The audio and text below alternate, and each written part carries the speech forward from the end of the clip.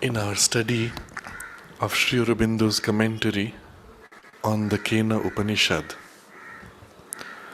we are at the final chapter of the commentary itself, after which he gives a summary. And this chapter is titled The Transfiguration of the Self and the Gods. And the sense of the transfiguration of the gods we have seen is the psychological powers working in us, Agni, Vayu, Indra, and others, but these three as the most important, working in us, awaken from their narrow, limited, egoistic working. Instead of thinking that it is they in us who have grown, who have attained, who have conquered, they realize that it is the divine of whom they are a part and a power. And the victory is not their victory, but the victory of the divine in them. And it is by this awakening that they grow to their own higher possibilities. This transition is a first awakening. But this process itself, Sri Aurobindo describes in 3 stages. There is the first awakening of this realization, and a turning then to want more and more of the divine influence to act, to become passive to its touch, to its action, to become passive instruments in the hands of the divine. Knowledge, force, consciousness. But then, subsequently, there is the awakening and the opening into the wideness. They realize that it is not just in us that these powers function, they are part of a cosmic functioning, of a cosmic mind, of a cosmic life, of a cosmic matter. This also has been described. And finally, now in the paragraph we are reading, the third stage of this, where they not only become aware of this cosmic functioning, but they become aware of the presence which constitutes the cosmic functioning. So this third step is what brings it into unity. Otherwise, our mind joins with cosmic mind, our life joins with cosmic life, our physical body and its senses join with the cosmic matter and senses, but they're still different on a cosmic scale. What is it that unites them? What is it that makes one divinity? Is this third degree of the awakening. So he says in the text, which we only briefly read last time, which we will now further develop. And in fact, in the higher realization, it will not be mind, that is cosmic mind, life, sense, of which even the individual mind, life, sense themselves will be originally aware, but rather that which constitutes them, what makes up this cosmic mind, cosmic life, and cosmic sense. It is that which we will become aware of, or the powers in us working will awaken to. And by this process of constant visiting and divine touch and influence, the mind of the mind, that is to say, the superconscient knowledge, will take possession of the mental understanding and begin to turn all its vision and thinking into luminous stuff and vibration of light of the supermind. So far, what has been described is this opening into the whole, into the essential, into that of which they are lesser functions. But this step now, in opening to that which is source of it all, something descends from there. And it is this descending movement which is the most important movement in the yoga. The first movement of opening liberates the consciousness, but it is this descending movement which transforms. And in transforming that which was so far human, that which has grown beyond human individual ego into cosmic, but is still part of the cosmic, that undergoes a fundamental transformation, ceases to be what it was, becomes of the nature of the divine. And so this process, the superconscious knowledge takes possession of the mental understanding and begins to turn all its vision and thinking into luminous stuff and vibration of light of the supermind. This process is something which we individually, by personal effort, cannot do. You will recall Mother's very amusing comment when somebody said, "Mother, how can we become supramental?" She said, "Oh, try it. You will not succeed." The only thing she says you can do is to prepare in yourself the conditions in which you can be receptive to its action and it can change you into its terms. It's as if you asked a monkey, or a monkey asked you, "How can I become capable of thinking like humans?" Well, the fact is they are trying. Mother made this very interesting observation. In some of the things she brought back from Paris and from Japan, things which were of special value, not everything that she could bring, but selections of certain things. Among the things she brought back were paintings and drawings of monkeys. I think they were from Japan. They're very beautifully made. You'll see them in Sri Smriti. And Mother's comment she made to one of her attendants was, "I like to see these pictures of monkeys because they sense this possibility of something beyond them, the possibility of the human mind. And they're struggling, they're aspiring, trying to gain that which they feel is within their reach, but is not actually." But she said, when you look at human beings, they're so self-satisfied, they're so shut up, there is no aspiration in them. So it was that sense of the aspiration, that yearning to grow beyond, which was the thing which attracted her. And you see the monkeys have been, especially in the contact with human beings, you see them struggling. And even some of the more developed dogs or cats as human pets, you see them struggling. But they are as if unable to cross beyond a certain line. The change happens not because of their effort. It is the effort which creates a condition that allows something else. The mind then to descend and settle and change the very working of their consciousness into its terms. That's when they can awaken to a more human mental experience. And it's the same way in the human consciousness. If we try to think ourselves into supermind, you cannot. Because your very power of thinking is the limiting power.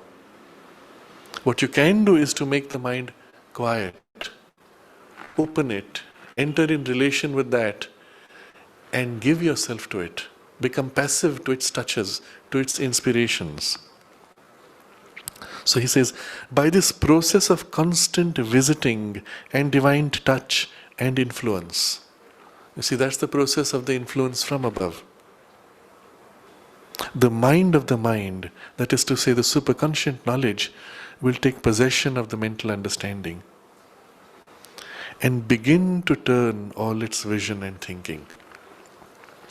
So increasingly as that settles in us, we find ourselves thinking differently, in a way that was so impossible to conceive. So far, we have the experience as human beings that you have to think out a thought and then only you can know. So you will see this is the process of conventional education where you are given a problem, you're shown an example, and then you have to repeat mechanically a process. And repeating many times, you feel now I have the capacity to apply it. But when you come to something which is unusual, not merely process driven, but which involves a leap of perception, suddenly this trained monkey mind is surprised, is confused. All of my processes don't work. What do I do now? And at that point, the teacher says, think harder. So you think and try and work and struggle and agitate more and more.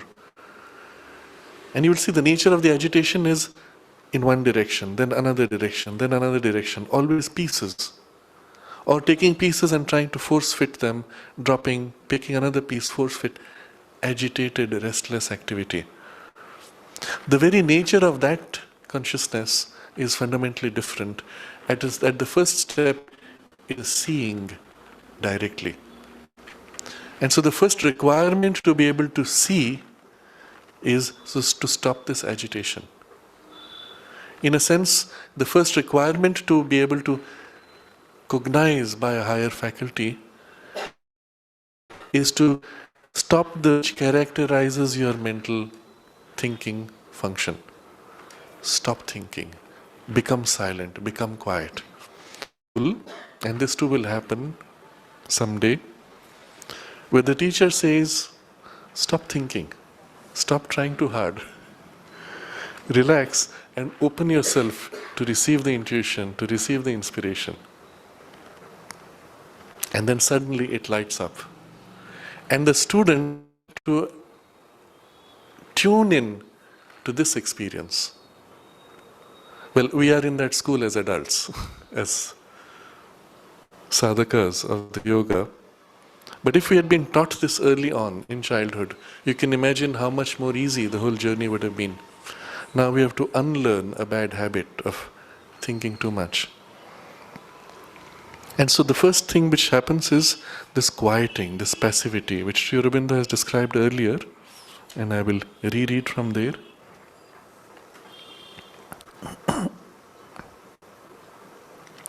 The repetition of these touches and visitings from the beyond fixes the gods in their upward gaze and expectation. Constant repetition fixes them in a constant passivity. This state of passivity. And then this allows for that to enter and bring its normal functioning into you. And how does he describe that normal functioning? Turn all its vision and thinking into luminous stuff and vibration of light of the supermind. So we have seen there's a shift that takes place, no more this agitated action, but a seeing. But this vision can be a seeing as if through a glass darkly, as if through a window pane which is darkened. You are able to sense forms, sense things, but not quite see. In the twilight, in the forest, a vague sense, oh yes, there's something, some perception. But when the light is fully lit up, you see for what it is. It is something of this nature of transition that takes place. So, the power of vision is there, and the power of thinking, which is of a different grade. And this is now filled with luminous stuff and vibration of light. Literally, the experience is as if your mind is flooded with an awareness and a light. And in that light, all is seen. Whatever the attention turns to, you see it with full revelation. You look at the flower, you see it alive, conscious, divine. The whole of the divine projecting, presenting a front. You see its finer nuances, you see its deep consciousness, you see all the qualities which it blooms out, not just the petals, but the qualities of consciousness. You see the essential quality that it represents, that distinguishes this from all the others. It is in such a sight that the mother saw the flowers and described their psycho-spiritual consciousness, the meanings that she gave to the flowers. If you observe carefully, the meaning she gives to the flower is deeply connected to the color of the flower, to the structure of the flower, to its medicinal qualities, to the cluster in which the flowers are arranged on the branch. All of these you will find somehow exemplify, represent, inform that meaning which she has described. But to the inner sight, it is the consciousness first, the form follows. To the outer sight, we see, there is this color, so it must be this meaning. From the inner sight, it is this meaning, it is this quality of consciousness, therefore the color becomes like this. You see, the cause and effect is completely reversed. So as this shift takes place in our mind and the flooding of light, our experience of the world is entirely reversed. The cause, what was earlier the cause, becomes the effect. What was earlier the effect is now actually the cause. And we see inside out. So, the superconscious knowledge will take possession of the mental understanding and begin to turn all its vision and thinking. Now, begin to turn. He doesn't say turn. So there's a whole process gradually happening, of which we can only have at first a beginning, because it takes time for our mind to acclimatize. So one of the things which happens, which we will see also shortly, in this turn, there is also widening. While earlier we were used to picking small pieces of thought and then assembling pieces, now the very perception sees largely. It sees not a piece of a thought, but a gigantic, all-comprehensive, embracing thought or idea. And then that grows wider until there is a point where, as it approaches the fullness of the universality, looking at the flower, it is not only flower, but its place and relation with the plant, its place and relation with the earth, its place and relation with humanity, with evolution, its entire past and its entire future to come, all is seen in the whole single one idea. Now, for the mind to be habituated to this kind of a large perception takes time, because it is so used to being narrow. And so gradually this process takes place, and so he says, begins to turn all its vision and thinking. But increasingly it is this substance of light, luminous stuff, and vibration of light. Now, substance and vibration, why does Sri Aurobindo use both words? In the experience, first of all, there is this clear sense that the light settles in you. And it is the light which brings the knowledge. There's a clear substantiality, a density, a tangibility even to the light and all else that pours from above. And then in that, there is a particular quality which is its working, the vibration that it brings. The vibration has that particular character of a quality that comes with the light that makes you move, think, feel, perceive differently. And he's pointing to both of these. These fine nuances which Sri Aurobindo captures are of extreme value to the practitioner of the yoga, because otherwise we have an experience, it is often has a character of overwhelming character, and so very quickly we are only enjoying the overwhelming sense. We do not distinguish the finer nuances of the experience. When you read Sri Aurobindo and you find this, this is what he was pointing to, this is what he means, those finer aspects coming into your awareness, the experience becomes more complete, more rich, more multifaceted, and those aspects begin to grow in you more and more by the very fact that you're aware. So, luminous stuff and vibration of the light of the supermind. Now, in the initial process, there is a descent of light. Later, there is a descent of a greater light. And then later, of a still greater light. Just as in the physical world, we have the perception of light. You switch on the light, and well, you have a light. But you can have a candle light, you can have a tube light, and then you have the sunlight. And you can see what a huge difference it makes. Somehow, when the sun is fully opened in the sky, the light is everywhere, flooding. When in the night you have only the tube light or a single bulb, the light comes from a single source, and every object has a distinct shadow. When you have a candle, the shadows are stronger, often bigger than the object themselves, because the source of light is so small. If you sit near the candle and observe your own shadow on the wall, it's much bigger. And there is a saying in Sanskrit which is repeatedly from the yogic tradition, that below the candle, below the lantern, is the greatest darkness. If you think about it, the lantern or the candle can light up things. Objects can move, but it cannot light up what is below its own base. Somehow, in the very nature of the light in ignorance, the light is always associated with darkness, with shadow, with limitation, with ignorance. You cannot separate the two. In Savitri, Sri Aurobindo describes this as, I don't get the exact phrasing, but knowledge has its the shadow, the darkness. That is, you cannot separate these two anymore. And that's the nature of the mental light. As one opens higher up, you have the sense of the widening of this light and the completeness of the light and the penetration of the light into everything. The sense of shadow begins to fade, it begins to blur. Yes, there is at first still a shadow, but the edges are blurred.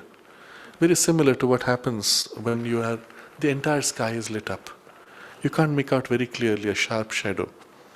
But when this grows, you know you are closer to the true light. As an aside, when you visit the meditation hall in the ashram, you will notice something unusual there. The ceiling of the meditation hall is this curved shape. And there's a very good reason for that. When the hall was being made, the mother assigned this particular task, engineering task, to Pavitra. Pavitra was this Frenchman, engineer from one of the elite schools of France. And so most of the engineering tasks were given to him. And here, mother's specific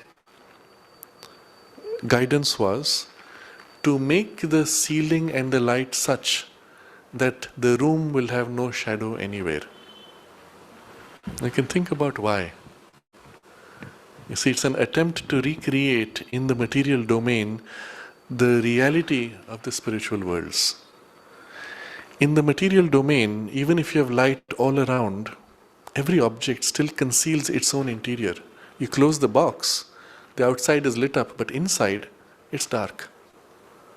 But as you shift to the subtle worlds, the inside is equally lit up. You see inside as much as outside. As you go higher up the planes, you begin to see inside out. Your first contact is with the soul of the thing, and then from there, the form of the thing. And so, increasingly, the light is from inside out, and the source of the light itself is inside. What? Every object, every form, everything, every atom even. And the result, of course, is no shadow anywhere. It is a world of light. You would even describe it as saying made of substance of light. Because everything is light and gives off light. So it feels as if it's made of light itself. Light is the substantiality of the reality. And increasingly as you go up, the quality, the vibrational quality of the light also grows, becoming more and more of the nature of the source. Infinite, indivisible, oneness that embraces all. So when mother made this assignment to Pavitra, it was as if to create a physical space in which something of the higher could be represented. And you see, this is the whole principle of any temple. the symbol itself, is somehow to catch the truth of the higher and give it a form in the lower, and thereby create a link. What Pavitra did was to create an arch of a particular parabolic curve. The light is hidden, concealed inside, and the curve is such that the light equally spreads out across the curve. So when you stand there, you do not see any particular source of light. There's no point source. Light comes from all directions. Effectively, the closest you can get, there's practically no shadow around you. But this is something fundamentally different. From inside out, the very substantiality of it is light. So, the superconscient knowledge will take possession of the mental understanding and begin to turn all its vision and thinking into luminous stuff and vibration of light of the supermind, the highest source of the oneness of the divine consciousness. And that is the light which is also, that consciousness is the one which is oneness, infinite, but knowing the full multiplicity in its oneness. And so your mind, now filled with this light, begins to see everywhere oneness in a perception which is infinite, but which does not blur out the multiplicity of all the tiniest details. The infinitesimals of the infinite are all taken into account in the underlying oneness, in the infinity. That's the nature of the supermind. And if this is what happens to the mind, so too the sense will be changed by the visiting of the sense, capital N's, by the visitings of the sense behind the sense. And the whole sense view of the universe itself will be altered. So there is the visiting of this higher sense, we have spoken of this before, the divine sense and how the cosmic consciousness perceives. And our sense mind is only a part of that. We have discussed earlier, this is the reason why all of us see the same thing, the same color, even though machinery is different in each one. The brain organization is different in each one, yet the perception is the same, because we are part of the universal sense mind. And so as this visitings of this begin to fill the lower senses, the whole sense view of the universe itself will be altered. In what way? So that the vital, mental, and supramental will become visible to the senses, with the physical only as their last, outermost, and smallest result. Now you see, just as the mind has been transformed, the senses have to follow. The sequence is very important. First it is the mind. Then he speaks of the sense. Why? Because ultimately all our sense perception is taking place in part of the mind that turns to the form. The physical machinery is only a mechanism to connect the outer reality to the mind which turns to look. You see, the light comes into your retina, is converted into signals, processed in the brain. But even the brain is not seeing, it is mind receiving this impression from the brain, which is the actual seer. It's the reason why you can close your physical eyes and with the same mind turn and look. Look at forms, conceive of forms, create forms. Because that's the real seer, the real creator of images. But this is still the lesser mind. This mind turning is what creates the perception of senses. When the true mind begins to fill and awaken, its perception in the senses also undergoes an equivalent change. And this is why the sense follows, inevitably. What does it see now? The vital, mental, and supramental visible, with the physical only as their last, outermost, and smallest result. So suddenly all these higher gradations of consciousness, which constitute the universe, in fact, but to which we are currently blind, all these open out. Why?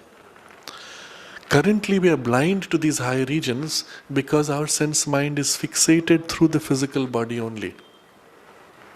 So unless I open my physical eyes, I cannot see something. But if I close my physical eyes and train the senses to see directly, then not just the physical objects, but I can also sense more than physical objects. And you will notice this often happens when you are making a phone call with somebody at a long distance. You're listening and the person is trying to describe something, maybe some feeling, some thought, some experience, and automatically your eyes close. In some part of your consciousness, you as if project trying to feel what they say. And at that point, what you perceive is not the physical form. You perceive their emotional state or their thought consciousness, and almost as if in an image. Except it's not a physical image, it is an image or a feel of emotion, thought bundle. And it is overlaid with the image of the person. Now, because this perception is taking place in the inner, in the vital mental layers, you're seeing the reality of the vital mental world, and the physical reality is blocked out at best as an overlaid superficial reference. In this location, in this house, this particular person. And sometimes the image is so distinct or the identification is so complete, you even glimpse things of the physical. You see the person vividly. We had a friend who used to visit Pondicherry once a year or so. In those days, it was not so easy to travel. This is 25 years ago. And he would, every day when he would sit for meditation, he would project himself in the meditation hall here in the ashram. That was his way of connecting. And it so happened, in preparation for the darshan, they had just changed the curtains, which earlier had been blue, and they had made it golden that day. And he phoned up and he asked, this morning when I sat there and I meditated and put myself in the meditation hall, I felt this change. The color was no more blue, it was golden. Why is that? Interesting. He was actually perceiving the physical space and the physical arrangement and the physical light because of the degree of that identification. But this spontaneously happens, especially when we connect to somebody who's dear to us or with whom we have a close connection physically. So, although we are projecting in the vital and the mental and see things more there, it completes towards the physical if that is the inclination. But the same thing happens in our physical sight. When we open our eyes, we meet somebody for the first time. The physical sight is busy with its physical appearance, but something of the inner sight is seeing behind, and you have an impression of the person. You say, this person, oh, he's fine, he's nice, he's comfortable. Somebody else, oh, something is not okay, something uncomfortable there. And in the very first glimpse, that sense catches before even your physical registration has taken place, except we are not mostly conscious on those levels. As we grow conscious, that overlays the physical sight. Now, in all these experiences, we glimpse one level of reality, and the other levels are perhaps perceived or connected indirectly. The true sense, the true seeing, as the divine sees himself and his universe, is the full range, from the most material to the highest. Everything is part of his perception of himself. And so as we grow in alignment to his sense, the divine sense, when we share in his experience of the universe, this has to happen. The vital, mental and supramental will become visible to the senses, with the physical only as their last, outermost and smallest result. So, vital, mental and even the supramental. So the vital and mental, as we have seen in this example, you can get glimpses of, but it's not a very developed sense. But this opens fully, but much more the supramental, the consciousness of the oneness and the multiplicity of the infinite of the one. And these three, when you directly perceive them, are so much more complete, so much more beautiful, so much more vivid and true, that in relation to them, the physical perception, the physical grade of reality, the physical plane, is felt to be so small, outermost, and last result. We see that in the cosmos things descend top down. The physical events that we see here in matter are the last result of a chain of forces, activities, actions, beings, efforts, complex interplay. And here is the final end. So he describes it in three ways. With the physical only as their last result.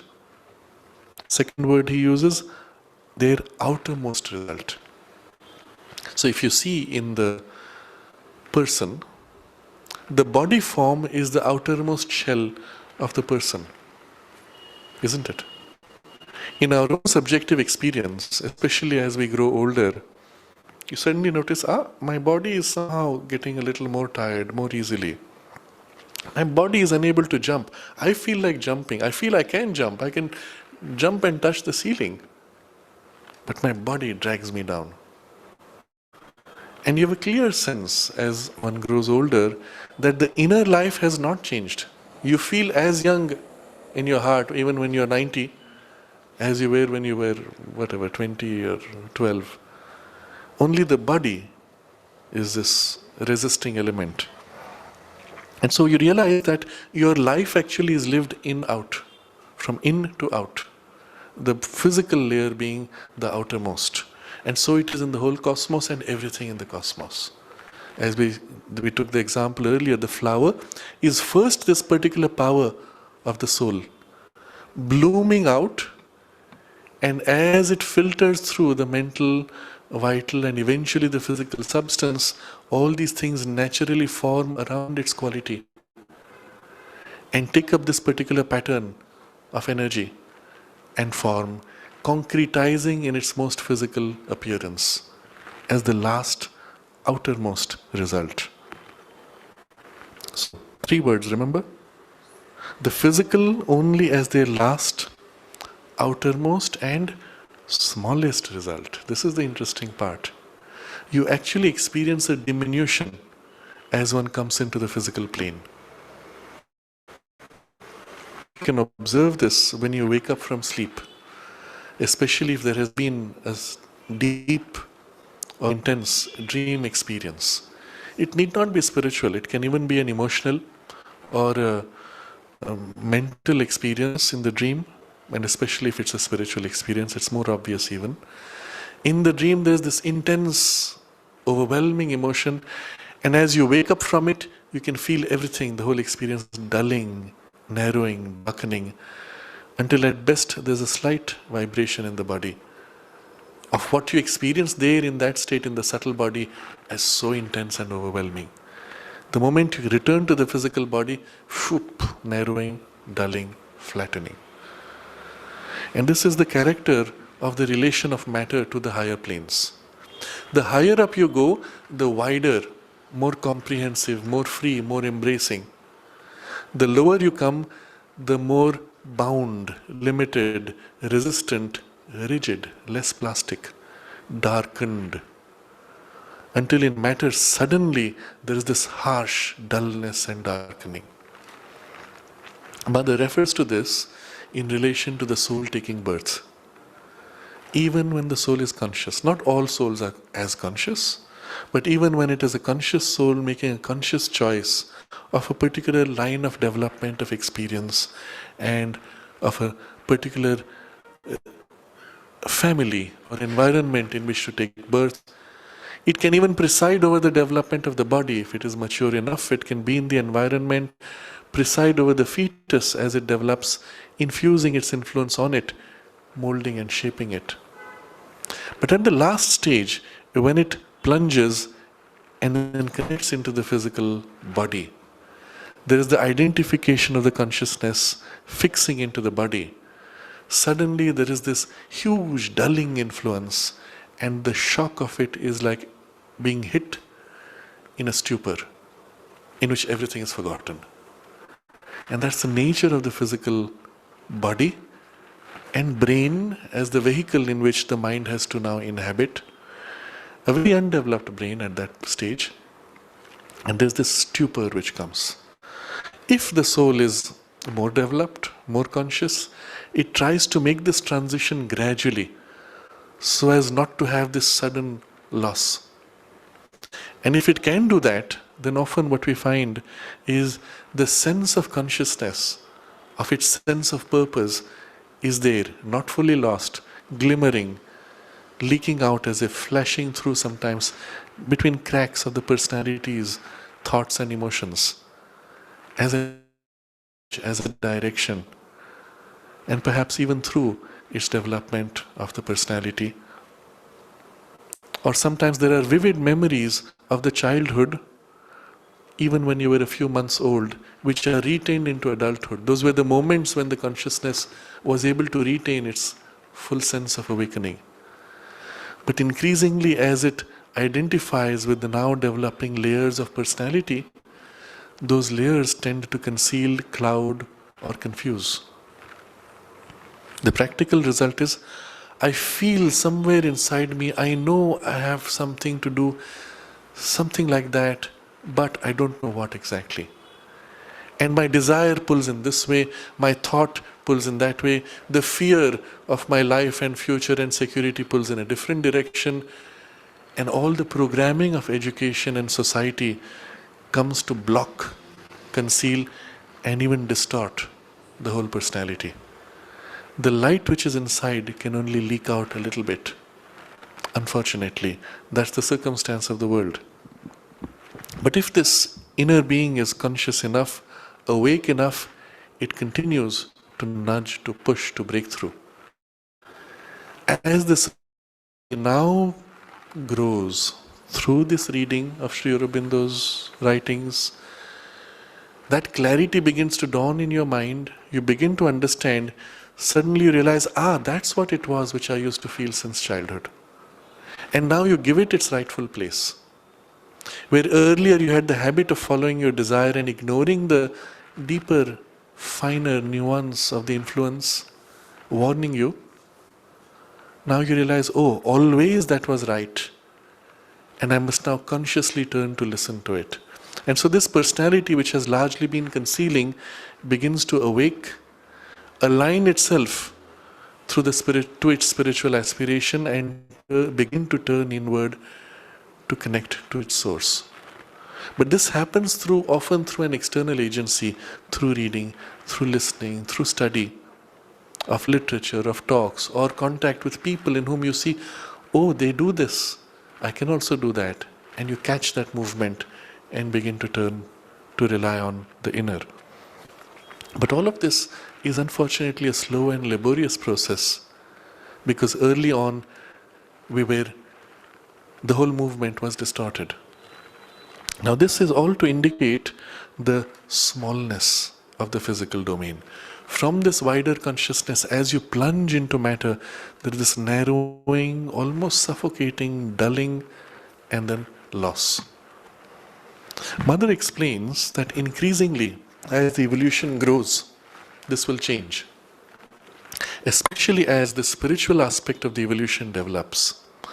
In the supramental consciousness and in a supramental body, there will be no more this loss of dullness into matter, because matter itself will be spiritually awakened.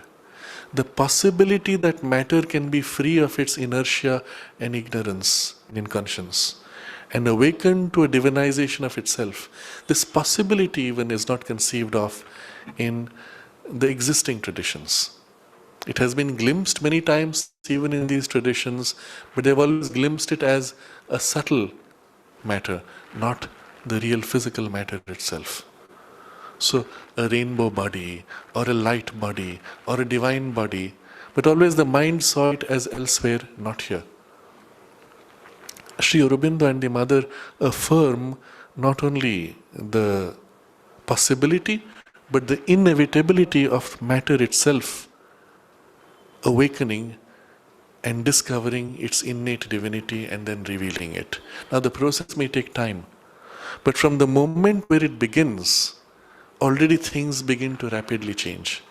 Our body becomes more conscious, more responsive, and begins to participate in the aspiration, no more offering a resistance.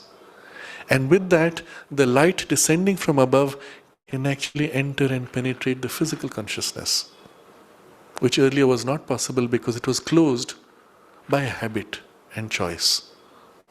The moment this small turn takes place of the physical consciousness turning to aspire, everything else becomes possible. And increasingly in the body itself, one begins to receive the action of the higher light. Still, in the overall scheme of things, the physical matter is a narrowing so far. One day, when matter itself becomes completely transformed, it will know its own infinity and be able to be a vehicle for the infinite to manifest through form.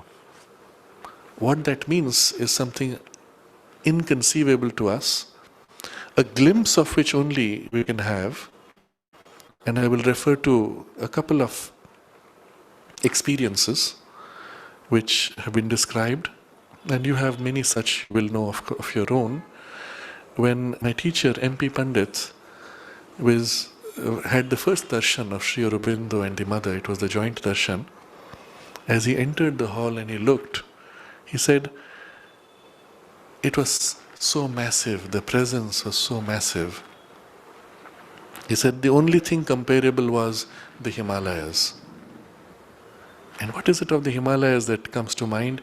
This vastness, this purity, and this gigantic intensity of its presence. The power, the vastness, the purity. And here is a physical form. You can still measure it with a ruler and you will say, it is so many. I don't remember Sri Aurobindo's height as measured by the British when he was put in jail is part of the record, 5 feet 6 inches something. Irrelevant. His body underwent a change subsequently, the form of the body changed. But at this point, the physical vehicle, whatever its relative physical shape, what it manifests is no more of the relative physical narrowness, but the immensity of matter, in matter, of the divine. And that is a first glimpse. And there are other such descriptions you will find. Panditji's sister remembers that when she stepped in and looked, she was simply overwhelmed with light. Everywhere is light. And she said, where is Sri Aurobindo? Where is Mother? There's only this ocean of light. But again, the sense of massive, vast, immense, densely tangible, physically tangible presence. But increasingly, and in degrees, this begins to manifest. So, we are recognizing here the limitation of the physical consciousness as it currently is, against the vital, mental and supramental. But now to this awakening sense, all these are seen. So we reread the sentence. So too, the sense will be changed by the visitings of the divine sense, behind the sense, and the whole sense view of the universe itself will be altered, so that the vital, mental and supramental will become to this only as the last, outermost and smallest result. Some of this we get a glimpse of, but we have to really understand it deeply, in some of Mother's comments. So she would receive a gift. Somebody from such and such a country had sent her a gift. It would come into her hands, and it would be not just this physical object, but the intention and quality of consciousness with which the person sent it. Except that the person is not conscious, he is at that point representative of a larger collective consciousness which wants to reach out and connect to her. But in her is the object is only the last, outermost and smallest point of contact to this whole thing. And this is the reason why you will see repeatedly in her dealings with people, she saw them not merely as the individuals that they were, but often she saw them as representative of a nation, of a civilization, or a particular human type and its problems. And she would deal with them in that way. Now, this is a deep truth which takes a while to fully appreciate. If, as will happen soon now, by the end of this month, in celebration of Orwell's 50th anniversary, you will have people coming from all over the world. Some of them will bring water. There's a whole plan for some ceremony. I don't know the details. But as it happened at the time of the opening of Orwell, they brought soil from their nations. If you look deeply behind that event, it's not just symbolic as we see it in a very reductionist way. Oh yes, they brought soil and put it. No. The physical symbol is actually carrying behind it the deeper spiritual truth. That in that soil being picked up and in these individuals coming, it is the consciousness of the whole nation which is being given a focal point in matter. And in its coming and settling in the urn, it is the world and at a physical level, representing the whole world through that focal point, which is the smallest physical result. But behind it is this whole chain of consciousness, and the whole world is literally being drawn together and fixed into this one unity. And when it is done with that intention, but even if we are not conscious of it, the very act of doing it by the intention which the mother placed in that whole event, the connection was made. And the inner sight would see all this, would know it. And so what I was trying to get at, by the very fact that a few individuals now will be bringing water, even if they are not conscious, the very fact that this event is about to happen, the collective consciousness of that nation, of that culture, will sense this and move and project as if a finger or an arm of its consciousness through this material, through this water or sand, and reach out and participate and actually be present, drawn into and merged into this unity. When representatives of countries, elected representative, prime ministers, presidents, etc., they meet for an event. You have a G, whatever, G10, G20, UN, whatever form it takes. The very fact that they are coming representing their country, the being of the country, the consciousness of the country is using them as a point of support for its intention. Except they're too darkened, too hardened, too crude for something to break through. But if even one or two are more conscious, it can act to assert its will. And this is the reason why, as in the world increasingly, spiritually conscious people come into positions of leadership.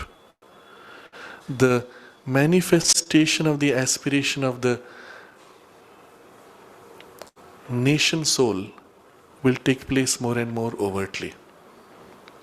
For now, its action is indirect through partial, crude and very contrary representatives. But as they grow, they become more conscious, this action will be more direct, and the result will be a rapid awakening that will likely to take place, if this little step can be made. So the importance given to these representatives is immense when seen from this perspective. And this kind of a perception will be almost natural to a consciousness so awakened that it sees all these levels, and behind the very ordinary physical appearance, all these things which are so massive.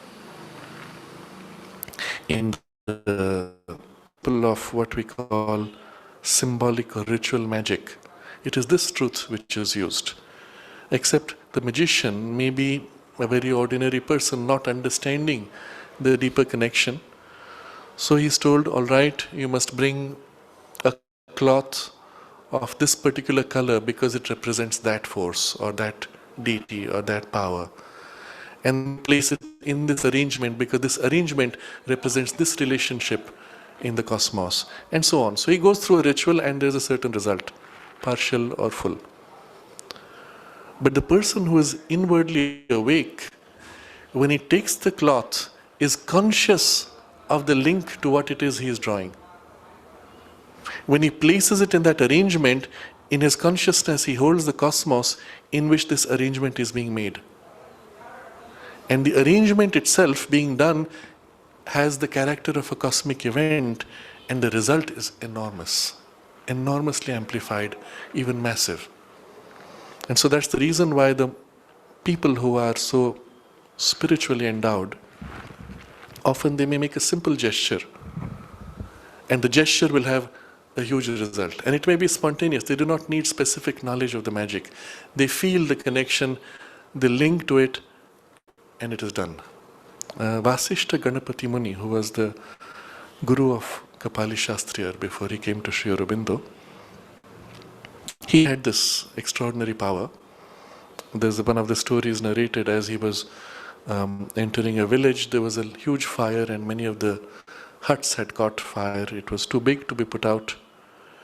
And he invoked the Agni mantra from the Veda, and instantly the fire was put out. Now, the same mantra you can read and you can repeat. Very unlikely that you will have the power to put out the fire. What's the missing element? The mantra is only the physical point of contact for something which is itself the larger consciousness. When you're conscious of it, you use the physical point of contact as if to turn the lever, and the action is made. I will share with you something which is of a very intimate character. I don't think I have spoken of it before in public, but it was told to us by Panditji, who was told of it by Champaklalji, who was Sri Aurobindo's attendant. And Sri Aurobindo was, as you know, he was working to bring down the supramental consciousness into the physical body and fix it in the physical consciousness. And often they had observed when he was sitting on his chair, spontaneously his hand would take on positions of certain mudras, significant gestures. He would look out.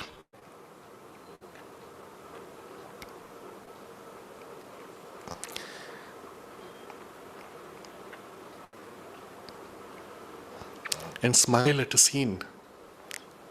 And there would be a gesture. Spontaneously. In one particular event, it was when there was the massacre taking place in Bengal, 3 days of riots where the Muslims were massacring the Hindus.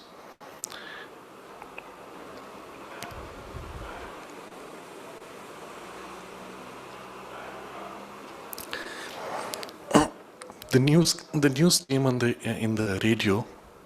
It is a moving experience, so one is overwhelmed. The news came over the radio that this massacre was going on, and on the third day, Sri Aurobindo got up.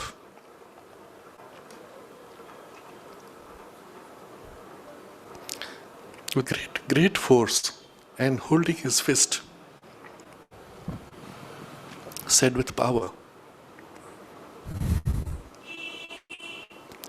"Why don't the Hindus strike back?" And that was it. The next day, the reaction came. There was a reversal. The riots were completely reversed. And at that point, Gandhi went on a fast to ask for the conflict to end. But this simple gesture, simple act, spontaneously taking the mudra, the fist of power, a word spoken with force, has a cosmic impact, the value of which we do not recognize in their purely superficial way. Especially when one is embodied on earth who brings the supramental consciousness to fix into matter. The nature of the work, every gesture, every word spoken, everything done is of cosmic consequence. This is not only seen, but begins to become normal to a consciousness thus which is opened out and united with the cosmos. It's the reason why you will see in the lives of beings who had lived in that consciousness everything they did, everything they spoke had a deep import and a deep consequence. I recall another incident which was narrated where I don't remember the source of it, but Panditji had narrated from one of the lives of the saints in India, making a gesture like this towards the sky. Some Himalayan yogi, we don't know the name. And he was asked, "What are you doing?" He said, "There's a plane which is falling from the sky, and I'm trying to prevent it."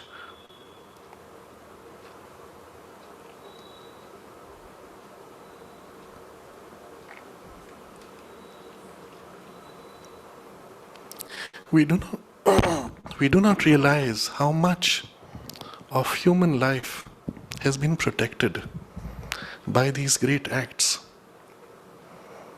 of beings sitting in their caves, perhaps unknown to humanity, but able to perceive and to prevent and act on circumstances in this way,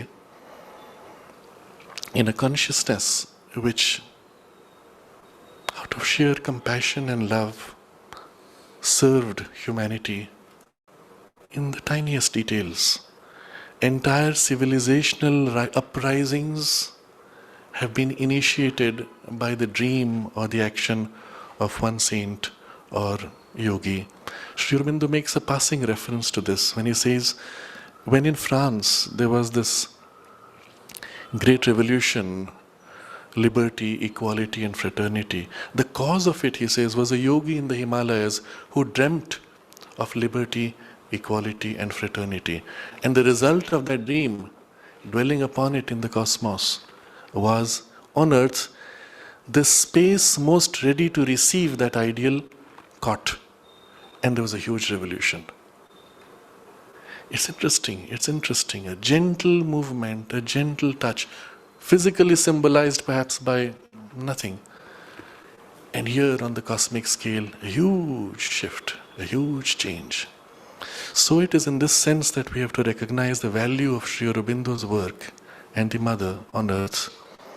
Literally, human evolution was heading for a massive, gigantic, self-destructive collapse, like a train which has gone off its rails.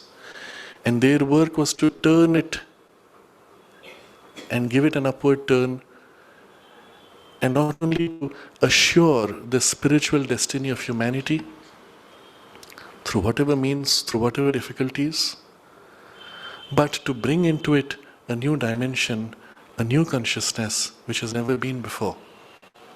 If not for this, the circumstances of the earth would have gone through another great bang of the development of the powers of the intellect, followed by a gigantic collapse, as has happened many times before in the past on earth and on other planets all over the universe.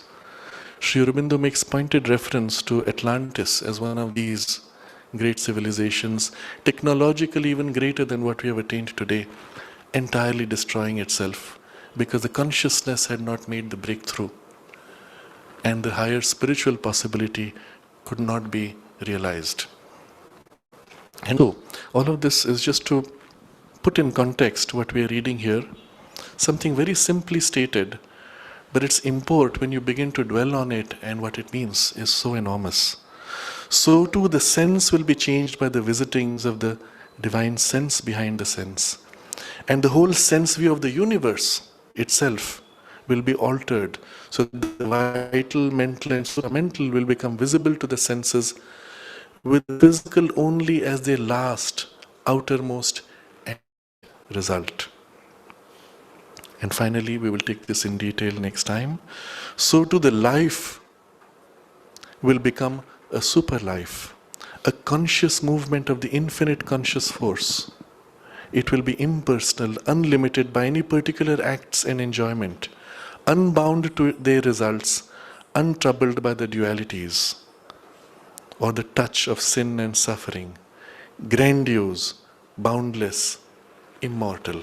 And finally, the material world itself will become for these gods a figure of the infinite, luminous and blissful superconscient. You see, in this full awakening of the transformation, what's happening? We are not seeing the divine only there. The whole of the material world is now seen in its divine potential, but a potential increasingly unveiling, a figure, a form, a rough outline. We will explore this next time in detail. A figure of the infinite, luminous and blissful superconscient. And this is the domain of the play for which we have taken births and for whose fulfillment all our lives are struggling. Not to withdraw, not to abandon, but to realize this divinity and to manifest and to perfect in matter the Satchidananda. So this we will take up next time, which will be the Sunday after next. As I will be out of station on the 11th, we continue this on the 18th. But for those who are interested, there will be a video show of some other lectures to keep the mood of the study going. We can meditate on this for a few minutes before we leave.